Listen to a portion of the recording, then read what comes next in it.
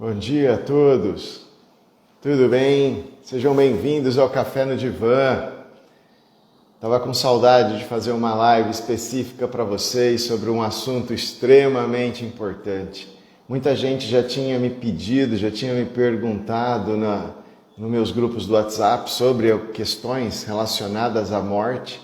E como vocês já me conhecem, eu vivo sempre falando sobre as questões focadas na felicidade, mas eu precisava trazer alguém aqui para poder falar um pouquinho com vocês sobre essa relação nossa com a morte. Eu acho que é fundamental, né? Eu escolhi a dedo essa pessoa para vir aqui bater um papo com a gente. Essa pessoa trabalha com isso, é alguém que vai ter muito para agregar valor nessa discussão. Um bom dia para todo mundo que está chegando aí. Espero que vocês gostem da live de hoje. Vai ser super importante. Pode ser, né, que em alguns momentos a gente entenda que esse papo acabe ficando um tanto que pesado, porque afinal de contas, um dos maiores tabus aí que a gente tem na nossa vida e desde o início da nossa existência é a nossa relação com a morte, né? E como que essa questão da morte e a vida, elas se complementam, né? Vai ter bastante papo interessante aí para vocês. Sejam todos muito bem-vindos. Eu já vi que a Mariana já está até aqui. Bom dia, Mari. Bom dia para todo mundo que está entrando. Sejam todos muito bem-vindos ao papo de hoje. Então, para aquela... Morning, Silvia. Estamos falando em Londres, estamos falando nos Estados Unidos, estamos falando no Peru, estamos falando em vários lugares aí. Estamos chegando longe.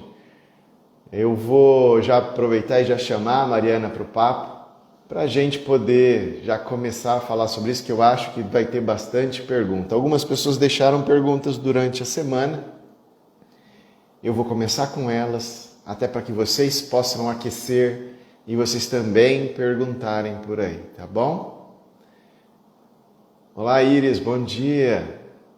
Sejam todos bem-vindos. Deixa eu chamar a Mariana já aqui para o papo.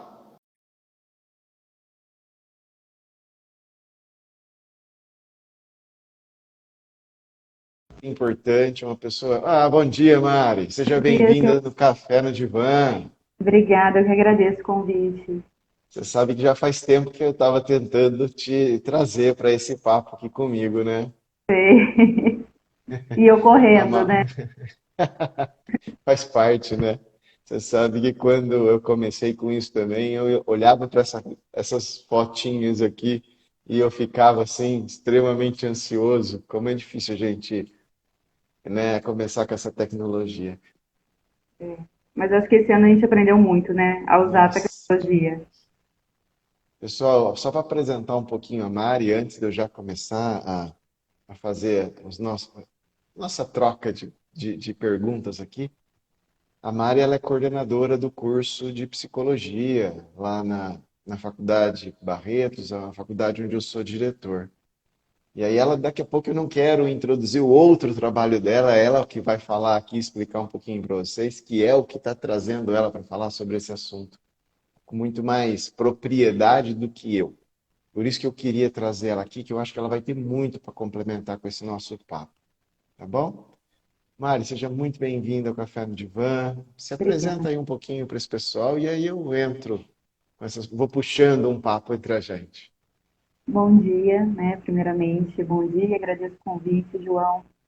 Como o João antecipou, eu sou coordenadora do curso de psicologia na Faculdade de Barretos e também sou docente de algumas disciplinas. E uma delas é cuidados paliativos e tanatologia.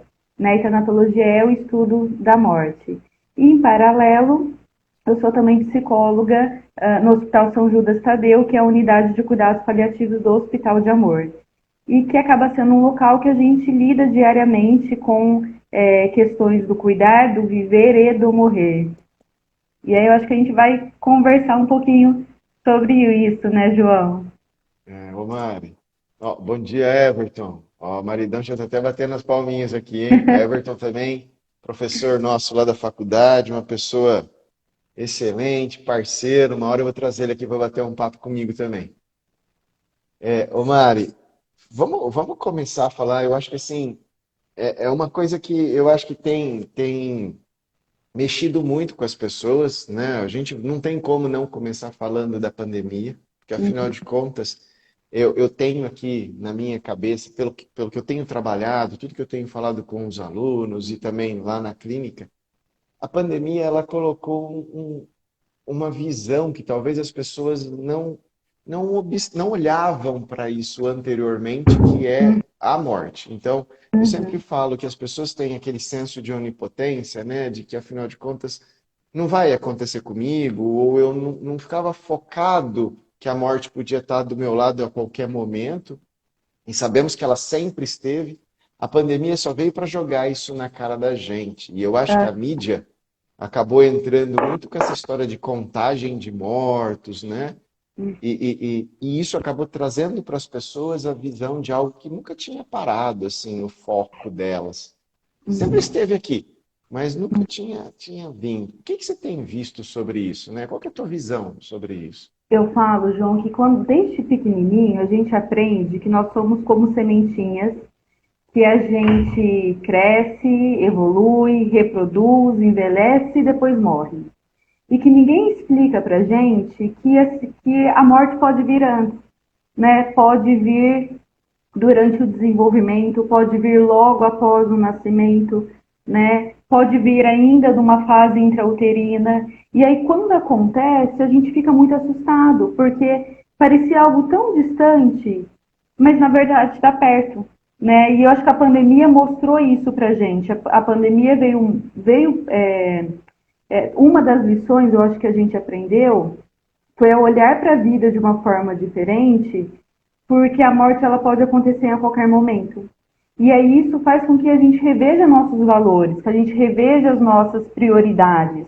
Né? E eu acho que em paralelo a todo o cuidado que se tem, né, se teve e que ainda se tem na pandemia em relação ao distanciamento, né, ao uso de máscara e outras formas de cuidar, a gente olhou também para o autocuidado, né, porque ficou claro para a gente que a morte pode acontecer para qualquer um, e Pois a é. qualquer momento, independente da fase. Tem um perfil no Instagram que chama Inumeráveis. E eles são fantásticos. E eles postam uma frase em homenagem a uma pessoa que faleceu por Covid. E sempre aparece o nome da pessoa e a idade da pessoa. E aí a gente vê que tem idosos, que é um dos grupos de risco, né? Mas que também tem muitos jovens.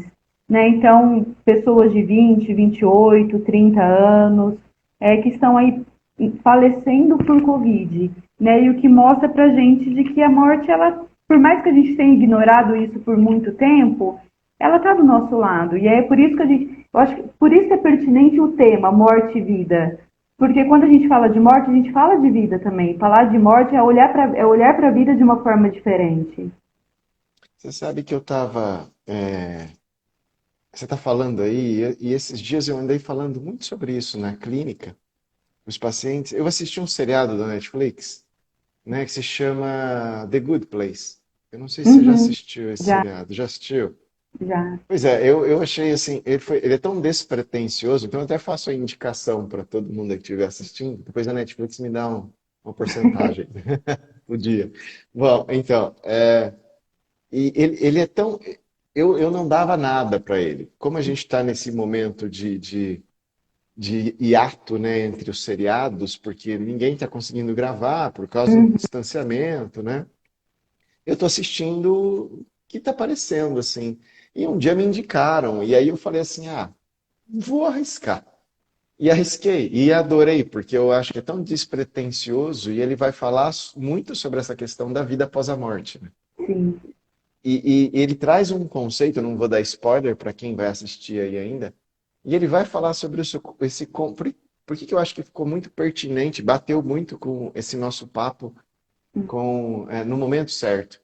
Ele fala muito sobre isso, né? Que a importância da morte é tão grande que é ela que dá significado para a vida. Então, é esse nosso medo de um dia morrer que faz com que a gente construa, né? E que a gente evolua e que a gente faça com que a sociedade cresça cada vez mais, tanto em termos tecnológicos quanto em termos intelectuais, para que a gente consiga ficar cada vez mais longe desse momento, que é Uhum. tão inevitável, né? E o seriado fala muito disso no final, quando ele fala da importância desse fim. Porque se um dia não tivesse esse fim, se um dia a gente não tivesse o medo de que isso viesse realmente, que vai vir a acontecer, né? A gente não teria energia, motivação e perspectiva de vida, né? De desenvolvimento. Se tudo fosse tão perfeito, se Uhum. vivêssemos felizes para sempre, como sempre foi falado nos contos de fadas, talvez não nos desenvolveríamos tanto Uhum. o quanto nos desenvolvemos por conta do medo da falência, né? O medo desse fim. E eu achei muito legal esse conceito. Eu não sei, né? Qual foi a tua visão disso? Tem um teórico que ele fala que a gente morre da forma como a gente vive. Né? Então, se a gente vive bem e não olha para a morte como uma inimiga, e viver bem é viver sem pendências, né? Resolvendo os conflitos da forma mais adequada possível.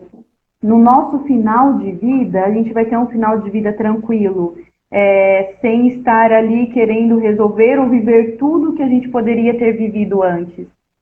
Então, de fato, são pontos muito atrelados, né? E a gente percebe que a morte tranquila, independente da idade, né? Ela acontece quando se teve uma vida com realizações, sem conflito. Quando eu digo conflitos, né, são inevitáveis, mas sem pendências. Você sabe que e você deve ver muito, eu acho que seria até legal, puxando o que você acabou de falar, o quanto que as pessoas acabam, quando você que trabalha no Hospital de Amor, então quando é diagnosticado, quando de repente a família percebe, né, que o fim está muito mais próximo do que eles imaginavam que estava, parece que bate um desespero para tentar recuperar toda a relação perdida familiar, por exemplo, Uhum, que se não se pensou durante todo o tempo que deveria ter sido pensado, né? sim.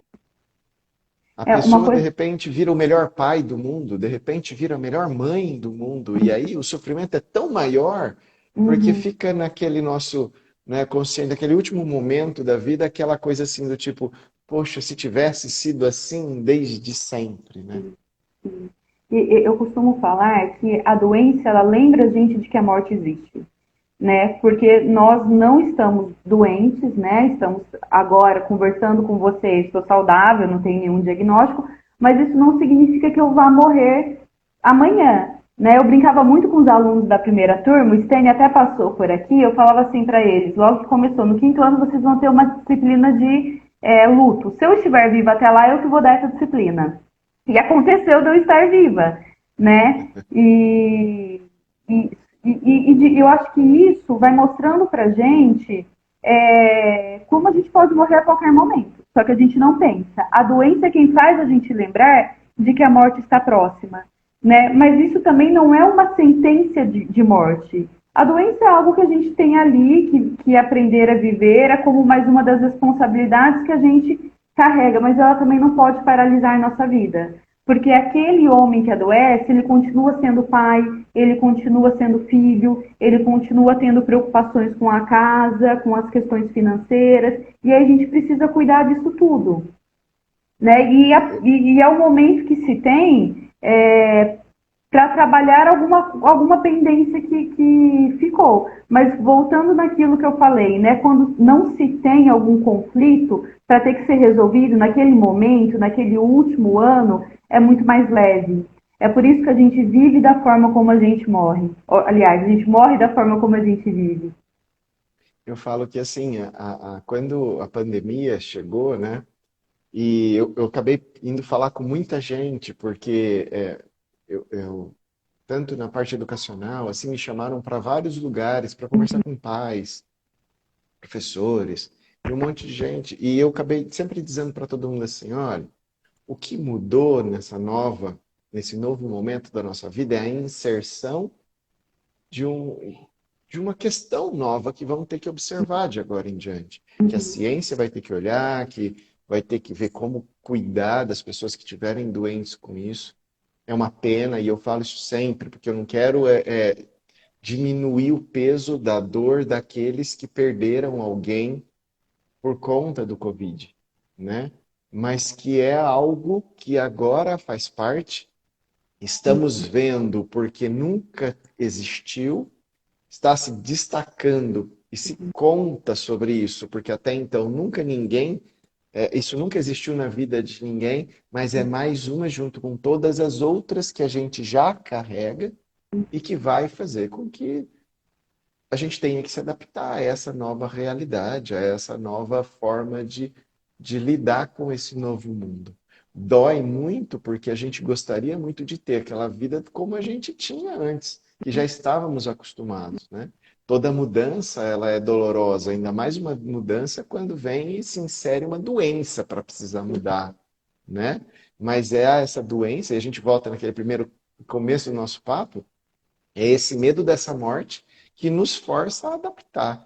E olha quanta adaptação que a gente teve, tecnológica, olha onde a gente está aqui Uhum. agora, né? Educacional, porque estamos, isso eu estou falando e não é puxar sardinha, mas puxando sardinha para o nosso lado lá na faculdade, numa forma recorde, a gente conseguiu se adaptar a uma ferramenta e trabalhar essa ferramenta de uma forma maravilhosa. Que Uhum. hoje eu posso afirmar com certeza absoluta que os alunos não perderam em nada em termos de educação, né? A única diferença é que mudou o ambiente. Uhum. Saímos do presencial para um virtual, mas que estamos acontecendo naquele exato momento como estaríamos acontecendo se estivéssemos em sala de aula, Uhum. na medicina, na psicologia, nas relações familiares. Eu falo que esse medo da morte que nos pôs para dentro de casa, né, obrigatoriamente nos fez olhar para a nossa família de um jeito completamente diferente do que já havíamos visto, né? E não desmerecendo as perdas, mas aqueles que souberam olhar do jeito que você está dizendo sobre a forma de se ver a vida, né? Uhum. Melhorou muito a relação entre maridos, Uhum. mulheres, esposas, filhos, né? E a relação Construíram-se novas consigo mesmo. relações. Quantas pessoas não se descobriram e desenvolveram habilidades que acharam que não tinham, porque começaram a se olhar de uma forma diferente. Né?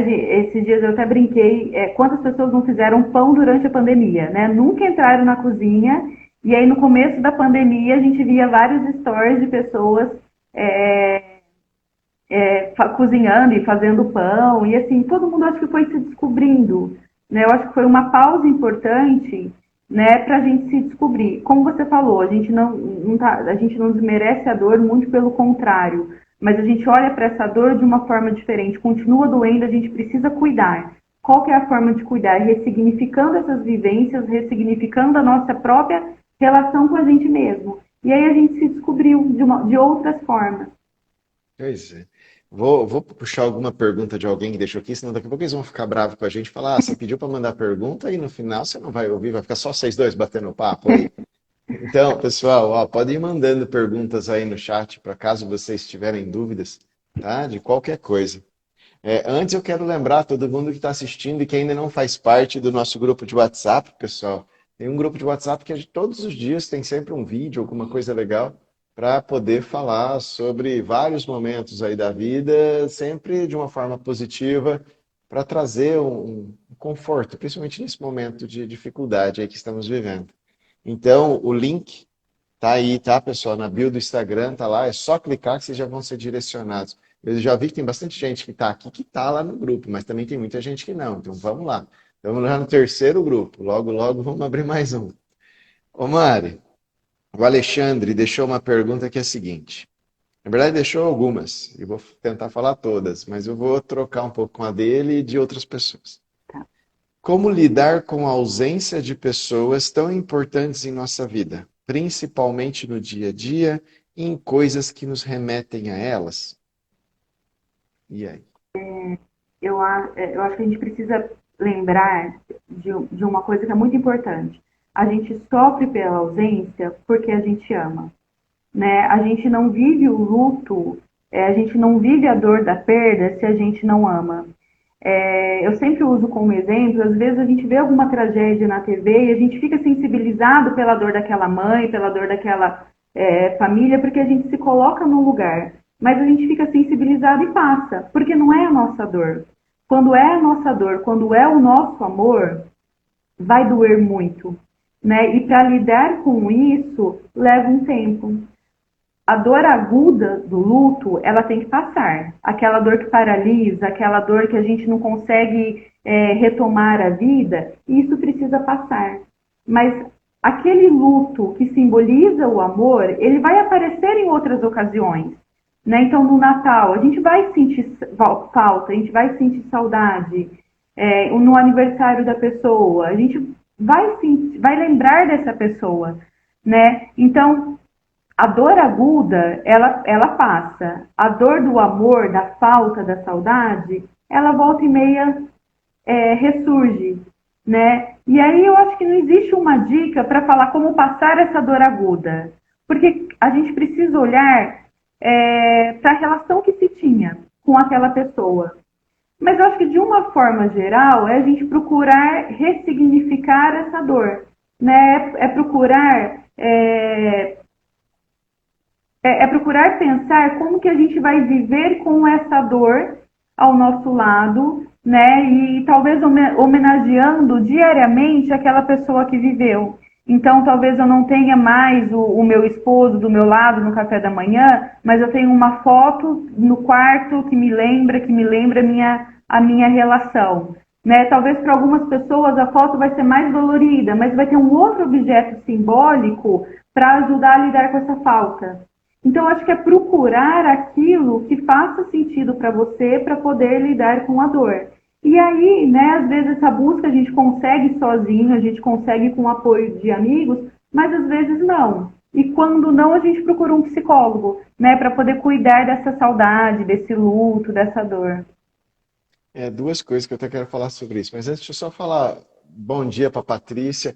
Patrícia foi amiga minha na época de faculdade, apareceu aqui, outra excelente psicóloga. Pessoal, quem quiser seguir, conhecer um pouquinho mais o trabalho dela, inclusive vou chamar ela para vir bater um papo aqui também comigo, viu? Paty, ó, fica o registro aí, a gente vai conversando para você vir participar aqui comigo também. Você sabe que enquanto você estava falando, eu estava pensando aqui em várias coisas, né? Eu adoro filme, cinema e tudo mais. E aí, às vezes, eu estou aqui assistindo a televisão e aparece uma. Não sei se você já viu aquela do Médicos Sem Fronteiras, onde são várias cenas onde eles estão cuidando daquelas crianças que estão lá naquelas regiões mais sofridas da África e tal. E a música é um comercial bem apelativo, na verdade precisa ser, ele precisa chocar para que as pessoas, tocar as pessoas, como você tem dito, para poder ajudar de alguma forma financeiramente esse movimento. E aí começa aquela música do Coldplay, Fix You. Eu amo aquela música, então a hora que ela começa, eu tenho vontade de cantar, e aí eu olho a cena, aquilo me toca de um jeito tão grande, né? E como é fácil para a gente desligar a televisão Uhum. ou virar o olho, né? Porque é aquilo que você falou não é a nossa dor. Mas quando a dor vem e nos acerta de verdade, parece que nada mais que está ao teu redor funciona, né? É porque eu acho que é um pouco a nossa, a forma da gente olhar o mundo é sempre egocêntrica, né? A gente parte da gente para entender o que está ao nosso redor. Então, eu vejo vários. Fala, pode falar. Até para uma Pode falar. proteção, né, João? A Pois gente é. precisa se cuidar. Então, talvez esse egocêntrico não seja por mal, mas para se proteger. E aí, eu acho que quando você fala dos médicos, né, dos profissionais da saúde, e o Everton ele fez um comentário aqui sobre o luto não reconhecido, eu acho que é muito importante a gente falar sobre isso, porque a gente tende a olhar para o luto e reconhecer alguns tipos de luto. Né? Então, a gente valoriza a dor de uma mãe que perde o filho. Só que a gente não costuma valorizar a dor de uma mãe que o filho desaparece e que ela não tem notícia. E também é um tipo de luto. A gente não valoriza a dor do profissional da saúde, que tem aí, que está vendo pessoas morrerem diariamente, principalmente nessa fase de pandemia, e que também vive uma fase de luto. Né? Então, às vezes, a gente olha para a dor e a gente valoriza algumas dores que culturalmente elas são mais gritantes, mas a gente esquece de olhar outras dores, né? E de reconhecer o luto e o sofrimento de outras pessoas, como, por exemplo, de idosos. Né? Quando um idoso perde a sua companheira de 50, 60 anos, né? Qual é o pensamento da sociedade? Ah, ele entende porque ela já estava velhinha, eles já sabem que eles não viveriam muito tempo, muito mais tempo. Só que isso é uma forma de anular o luto daquele idoso. Né? Então a gente precisa reconhecer todas as formas de dor, todas as formas de luto, para poder cuidar e não minimizar o sofrimento. E aí, o que eu estava falando era isso, que pela nossa formação, pela nossa defesa, né, sermos egocêntricos, até para a gente poder entender o mundo, porque a nossa relação com o mundo precisa passar pela gente, né, que faz com que a dor daquele que vai embora seja tão grande assim. E que a gente vai ter que, aos poucos, né, que nem você falou lá atrás, aprender a lidar com isso. Passa, mas às vezes a gente precisa da ajuda de um profissional aí, de um psicólogo e tal. E dentre vários esses outros lutos que você estava falando, né?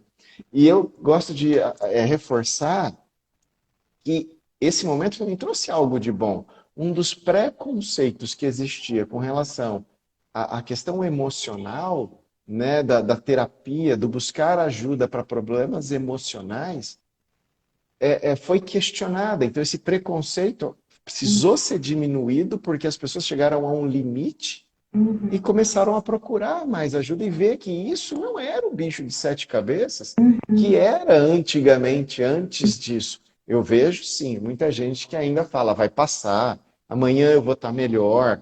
E isso vai se tornando crônico cada vez mais e vai fazendo que a pessoa se feche. E aí o problema é que o limite vai se estendendo cada vez mais, ela já não vai percebendo o quão doente ela vai ficando, né? Mas eu tenho visto o contrário.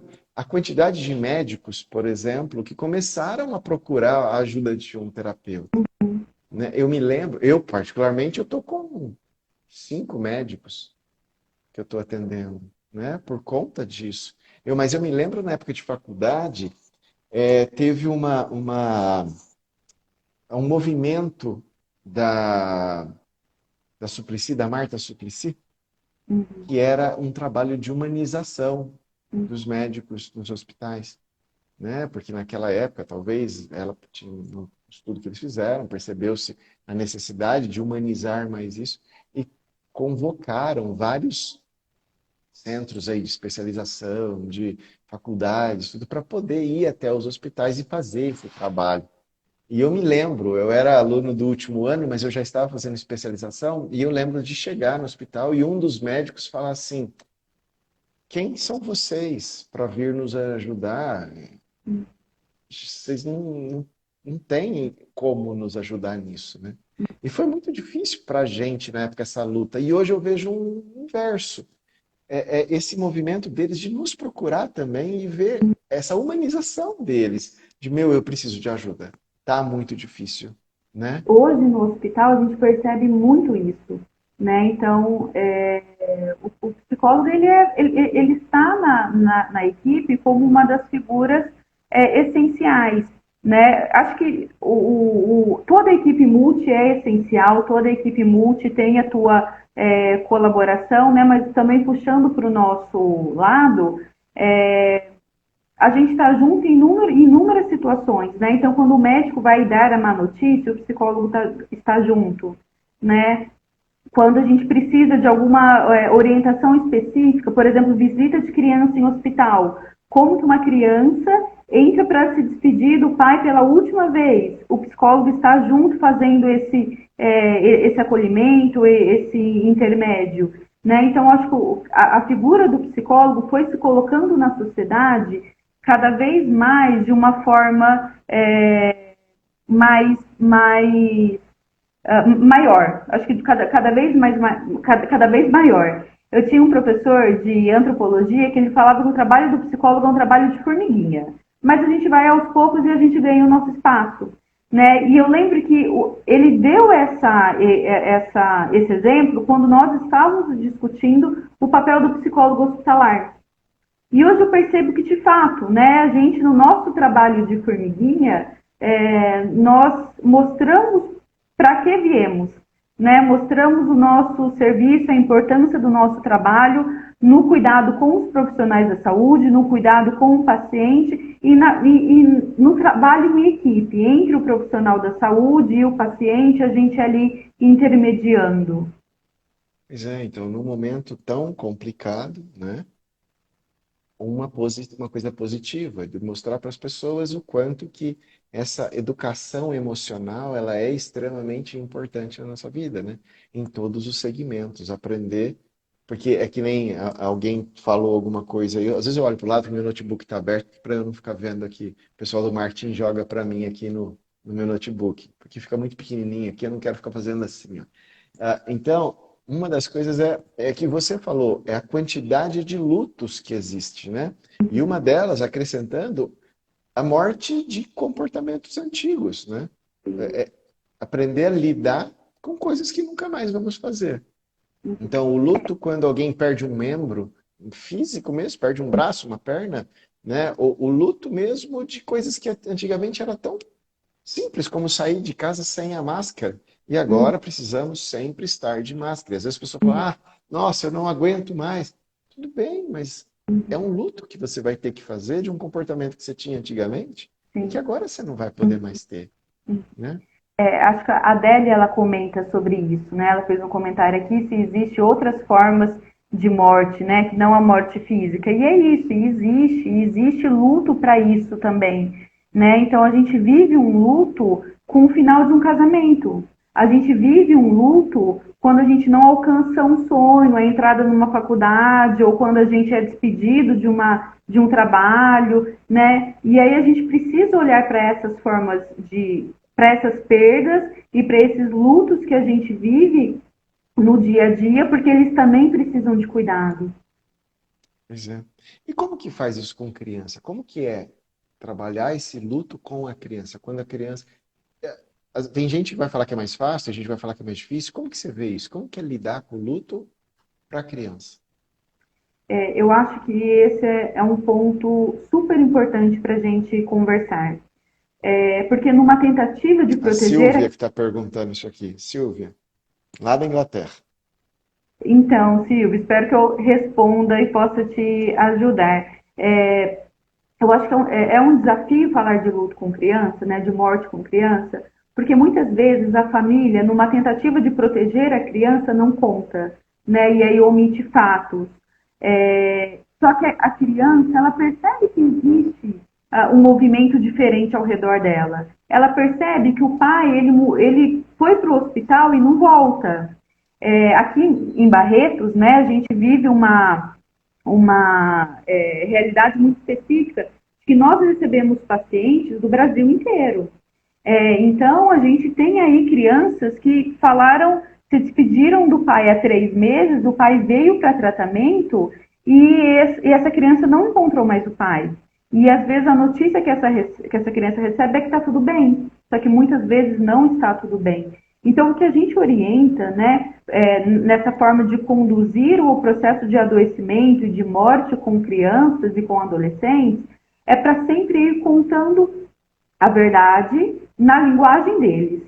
Né? Então, uma criança de 3 anos, talvez a gente não vai usar o termo neoplasia, é algo muito abstrato. Então, a gente vai puxar algo que é da linguagem daquela criança, que vai fazer sentido para aquela criança.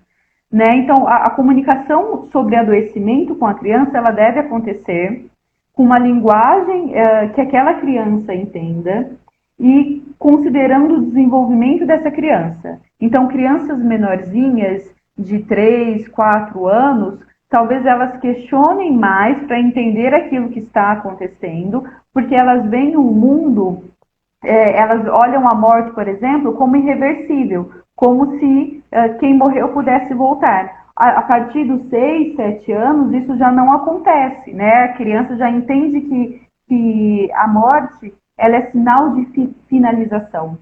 Então, o que a gente orienta aí explicando para a criança o que foi o que num processo de adoecimento, não de uma morte abrupta, o que está acontecendo e ir sinalizando, né, de que toda a equipe está tentando, toda a equipe está cuidando, só que a morte também faz parte da vida. E aí aproveitar esse gancho, né, e perguntar para a criança o que ela entende de morte, o que ela entende com o que acontece depois, o que ela entende dos rituais de despedida, né? Então, o que a criança imagina de velório, de enterro, porque é um momento que se tem para cuidar dessas fantasias, né? Na psicologia, a gente usa muito uma técnica que é a psicoeducação.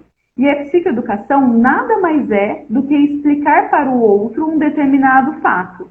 Né? Então, o que é o câncer, o que é a morte, o que é uma insuficiência renal, por exemplo. E aí a gente explica com base no que a literatura fala para gente, com base no desenvolvimento, né? Se a gente está falando com uma criança ou com um adolescente, e a literatura mostra para gente que explicar que a psicoeducação diminui muito a ansiedade. Se a gente diminui a ansiedade de uma criança, a gente diminui as fantasias, né, do que será que está acontecendo com o meu pai. Então é muito importante que a gente converse com as crianças sobre isso, porque se a gente pensa em um avô que está doente e que ele vai falecer, que o médico já sinalizou que é uma doença irreversível, que ele vai entrar nos cuidados de final de vida, é importante que a criança saiba disso, porque quando o avô falecer, não vai ter como esconder dela. E aí, se você dá a notícia de uma forma muito abrupta, essa criança pode levar um susto, né? Assim como de repente aconteceu, se você falou que meu avô só ia ali tomar um soro, só ia tomar um remedinho. Então é muito importante, conversando com essas crianças, né, respeitando aquilo que elas querem saber. É importante também perguntar o que ela quer saber, quais são as dúvidas, e ir caminhando nos passos dessa criança. Ô Mari, a Vitória falou, perguntou também, mesma coisa com relação à morte com criança, mas ela chegou a falar sobre a questão do Covid. Então eu vou só puxar um pouquinho. Você falou sobre a história dos rituais da passagem, né? Do ritual da morte. E quando é o Covid, né? Porque afinal de contas você também não pode nem ter esse ritual, né? Não existe esse despedir, na verdade? A gente não tem um ritual, né, como a gente conhece ali o processo de velório, mas as famílias podem pensar em outros tipos de rituais, né, em que eles façam com eles mesmos, né, entre eles, para que essa despedida aconteça. Então, acho que isso é muito importante. Existem algumas técnicas, né, para a gente pensar nessas outras formas de se despedir e vivenciar esses rituais, porque é importante que isso seja vivenciado de alguma forma. E o Everton até complementou aqui que eu acho que vale a pena até tocar nesse assunto. Eu acho que você deve ter bastante. Eu falei do filme, do seriado The Good Place, que eu acho que é muito Uhum. legal, mas para crianças, por exemplo, tem algum material didático, livro, filme, alguma coisa que pode ajudar eles a entender esse momento? Hoje a gente tem inúmeros materiais, né, tanto para trabalhar com crianças quanto com adultos. O Everton cita o filme, né, Viva, a Vida é uma Festa, é um filme fantástico para falar de morte. Eu acho que é um dos meus filmes preferidos. E a gente tem inúmeras cartilhas, a gente tem, os hospitais costumam fornecer cartilhas explicativas. Então, a PUC tem uma que é desenho, que se desenha tem espaços para criança desenhar. Aqui no São Judas, a gente também tem uma cartilha explicativa sobre o processo de luto com crianças. Existem baralhos, né? Na psicologia a gente trabalha muito com baralhos temáticos. Existem baralhos para a gente lidar com, trabalhar o luto de crianças e adolescentes. Então tem sim muitos materiais, tanto para a gente trabalhar ali em terapia, quanto para a gente usar no nosso dia a dia. Ô Mari, você assistiu? Esse, particularmente, eu acho que para criança, não foi um desenho para criança, porque não, eu acho ele muito complexo e muito metafísico. O Soul, você assistiu o Soul? Assisti. E eu só assinei a Disney por causa desse filme. Porque eu queria Maravilhoso. muito assistir. De fato, eu acho que é um. E eu acho que esse filme, João, volta no que a gente falou no começo.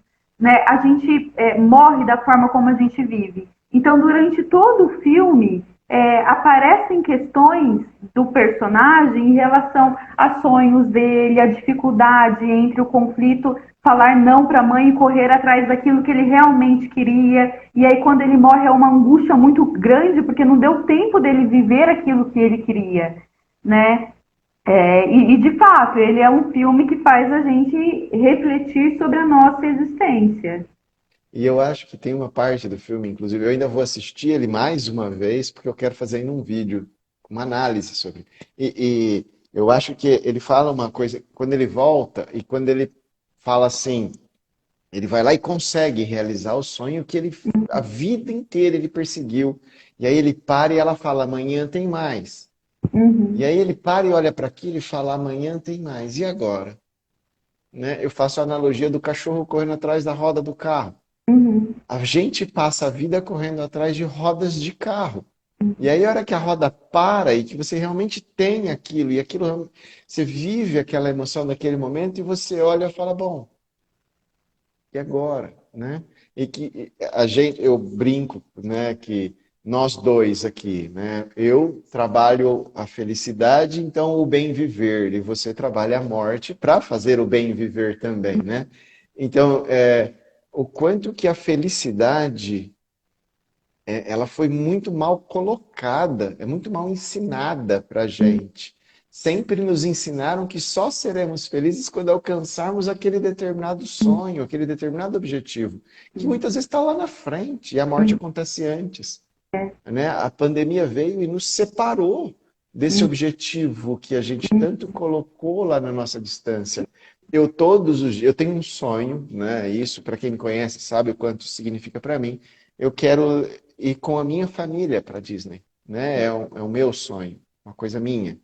E agora não pode, e agora está cada vez mais difícil, e agora até tudo isso acabar, e pode ser que a cada vez tem mais notícias de demissões de funcionários, as dificuldades que eles estão para se manter, e eu fico pensando se será que até lá vai continuar existindo, né?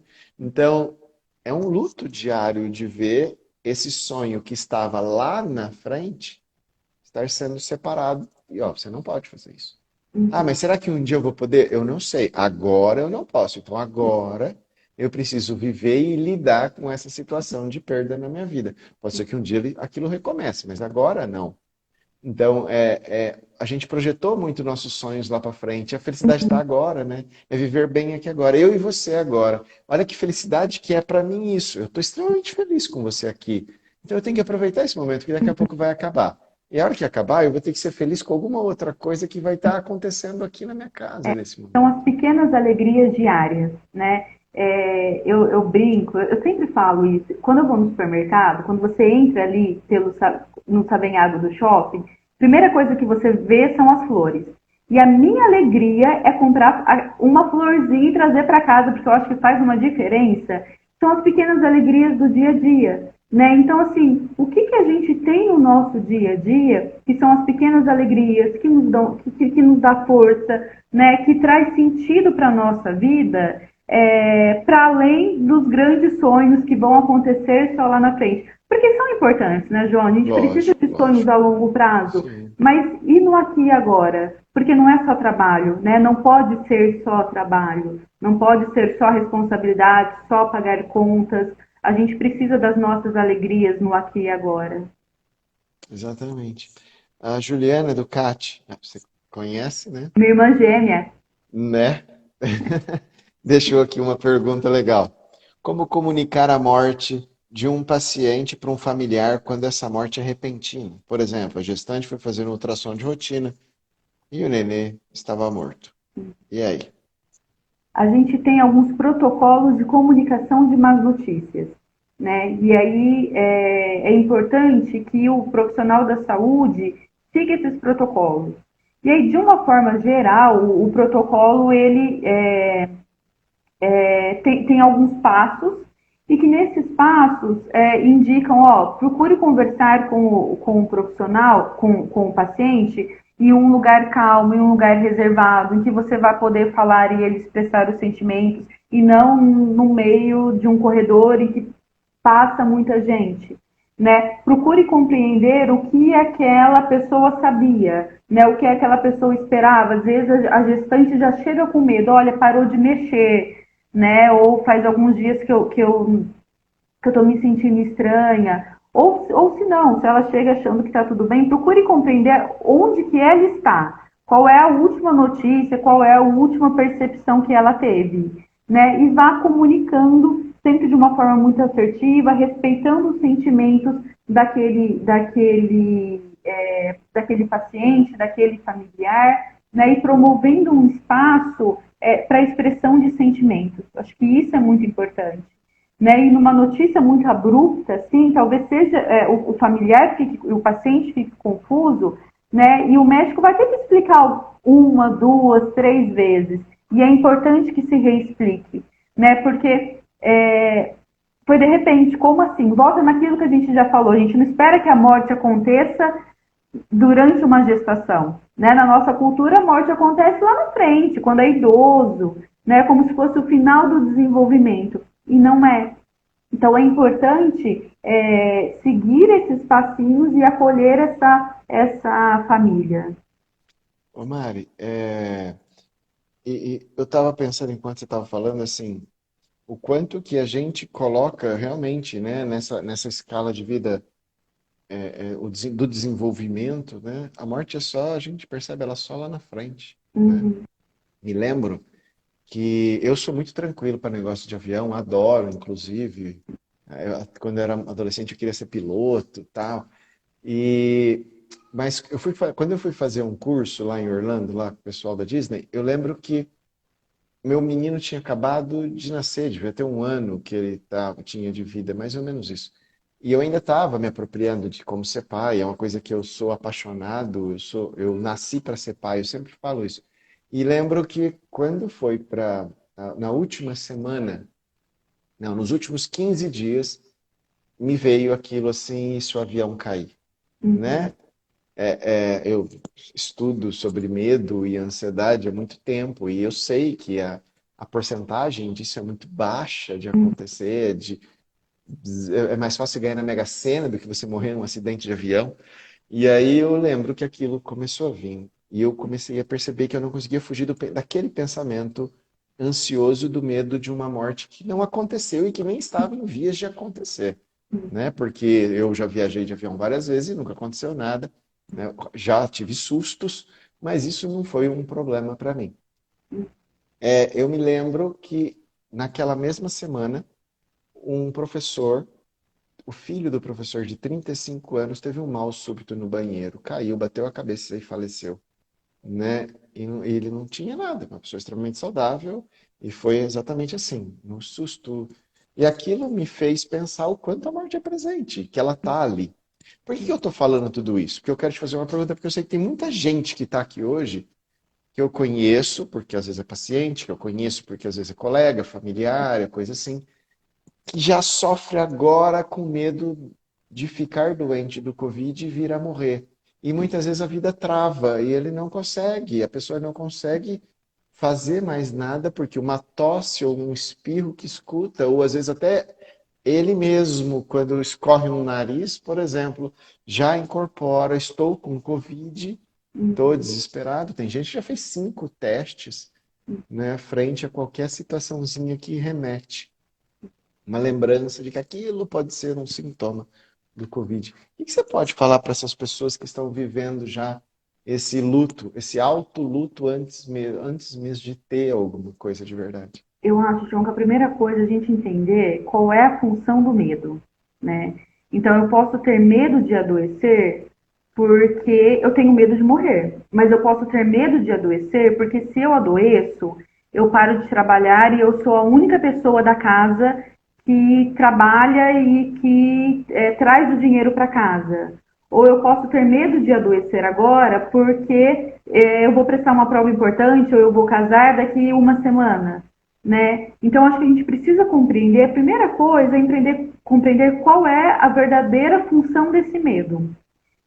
Depois que a gente compreende qual é a verdadeira função do medo, porque não é o medo por si só, existe algo por trás desse medo, a gente pensar em como trabalhar esse medo, né? Como que a gente pode quebrar essas fantasias, né? E aí eu acho que a terapia é um lugar seguro para a gente fazer isso, né? E eu acho que nesse caso a gente realmente precisa ir para a terapia porque a gente vai precisar pensar em possibilidades, né? A gente vai precisar de técnicas específicas para controle de pensamento, para controle de ansiedade, né? E aí, a depender da função, do porquê eu tinha medo, o terapeuta vai conduzindo de uma forma ou de outra. Então, se eu tiver que deixar alguma coisa para essas pessoas, por que você tem medo? Para pensar nisso, né? E procura um psicólogo, procura o João para cuidar dessas Não existe demandas. só o João, não. Mariana, Patrícia, o resto dos psicólogos estão aí, de plantão.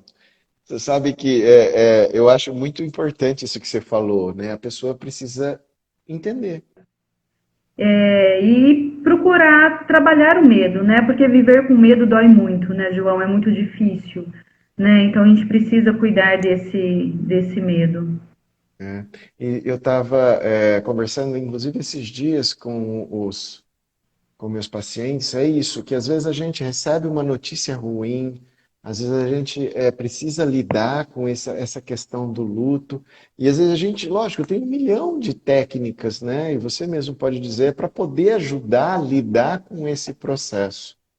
Só que as pessoas têm que entender que a dor é inevitável, né? Uhum. A sensação da perda é muito, não tem como a gente não lidar com isso.